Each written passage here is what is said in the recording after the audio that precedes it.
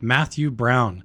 And believe it or not, he's actually the author of the document, The Immaculate Constellation, which talks about how there is actual non-human intelligence and that there's secret programs within the government that have kept this out of the public eye and have kept it secret for decades. And now this is all just finally coming out. Look, the whole world knows about IMCON, Immaculate Constellation. We're saying that word out loud. At one time, that was very dangerous to say out loud, to write, to text. You come across a file that really is what leads us to being here today. It's it's the Shriber file. Yeah, so it was labeled 2018 Shriber War Game. There's just a generic title slide. There's a banner without classification markings that just says Immaculate Constellation. And it has a placeholder slide that shows like the Shriber Shriber Air Base logo and some logos of the units involved. So the next slide, though, is where it gets interesting because the face of Lou Elizondo is on that next slide. And I was not who I was expecting to see. And it was accompanied by text saying that Immaculate Constellation is an unacknowledged special access program established after the exposure of ATIP in 2017 by former USDI officer Lou Elizondo. So I don't know what to make of this. So I read the whole thing.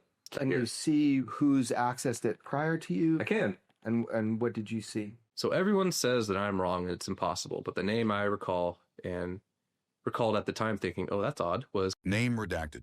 And did you know who that was? Vaguely. At that time, people are considered superstars in leadership circles, so you just hear names like that, and that's what her name was. Why would that be impossible? Why are people now in retrospect, why are people telling you that would be impossible?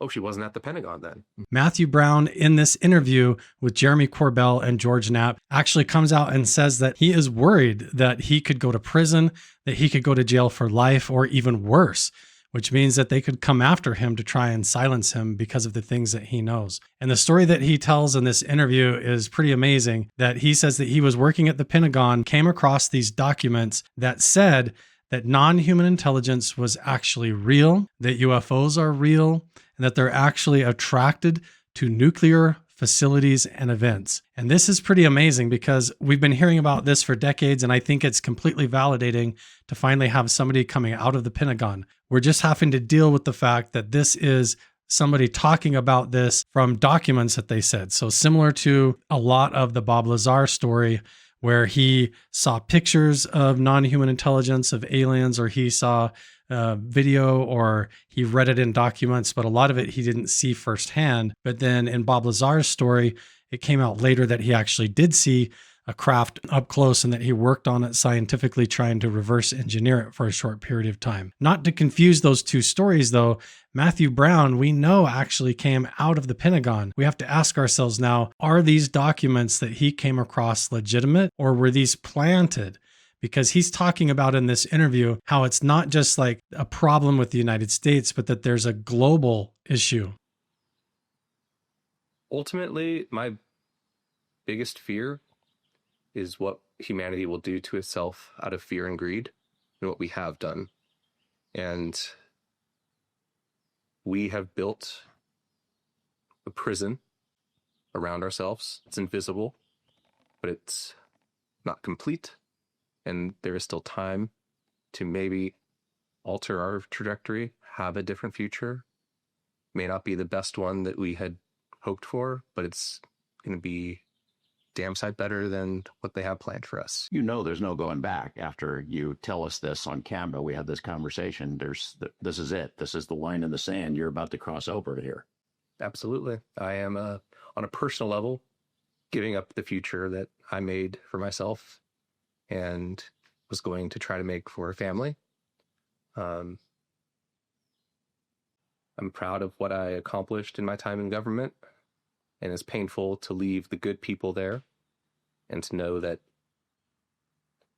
there really isn't room for people to act according to their conscience and our constitutional ideals on the inside.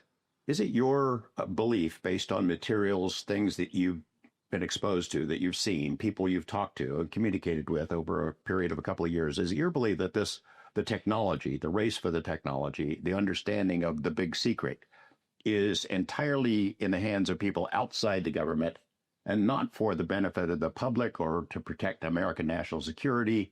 It's in some other realm, in some other hands. I think it's a mix. I think our military, has a long historic involvement in this. So does our intelligence community and our scientific academic community.